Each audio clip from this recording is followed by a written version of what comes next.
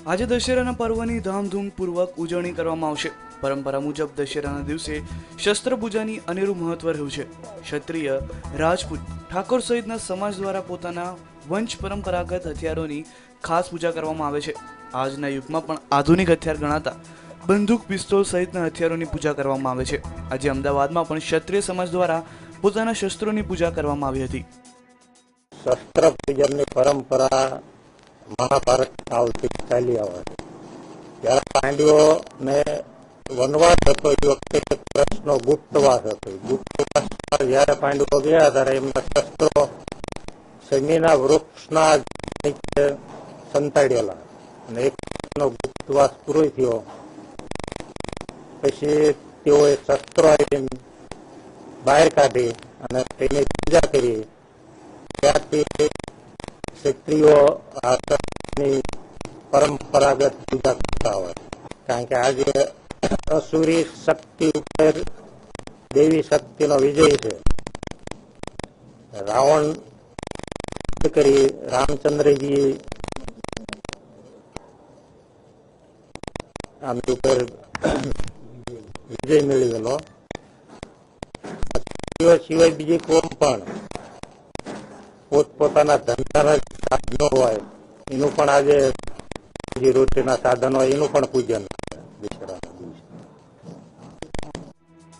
જો શસ્ત્ર પૂજાની મહત્વની વાત કરીએ તો આ પર્વ શસ્ત્ર દ્વારા દેશની સીમાઓની રક્ષા કરનારાઓ અને કાનૂનની રક્ષા કરનાર અથવા અન્ય કોઈ પણ કાર્ય માટે શસ્ત્રનો ઉપયોગ કરનાર માટે આ દિવસ અતિ મહત્વપૂર્ણ હોય છે।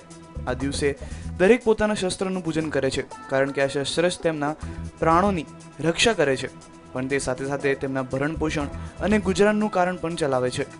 આથી આ લોકો શસ્ત્રોમાં જ તે દેવીનો વાસ માનીને તેમની પૂજા કરે છે। સશસ્ત્ર પૂજાનું મહત્વ સમજાવતા રાજપૂત સમાજના અગ્રણીએ જણાવ્યું હતું કે અમારે શહેરી વિસ્તારમાં બધા રહેતા હોય છે અને એક જગ્યા ઉપર હોય એમાં ભેગા થઈ અને આપણે શસ્ત્રોનું પૂજન કરતા આવીએ છીએ અને અમારા શસ્ત્રો આ પૂજન કરવાનું મહાભારત ચાલુ છે અને દર વિજયાદશમી અમે આનું પૂજન નહીં કરતા આવીએ છીએ। આનું પૂજન કરવા પાછળનું આ છે કે અમારે અમારું એક હથિયાર જે છે અમારા શસ્ત્રો એ અમારી જીવિકા ટાઈપનું કહેલાતું હતું અને અત્યારે અમે કોકના થઈને અમે શસ્ત્રો ઉઠાવીએ છીએ અત્યારે અને ઉઠાવતા રહેશે।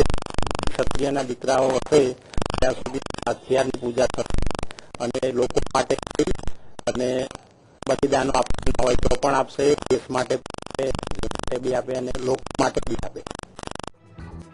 તો આ રીતે રાજપૂત સમાજ અને હથિયાર રાખનાર અને તેનો ઉપયોગ કરનાર તમામ લોકો તેની પૂજા કરે છે અને એવી આશા રાખે છે કે તેનું હથિયાર તેમની રક્ષા કરે। Mir Dudhrejiya, news online, Ahmedabad.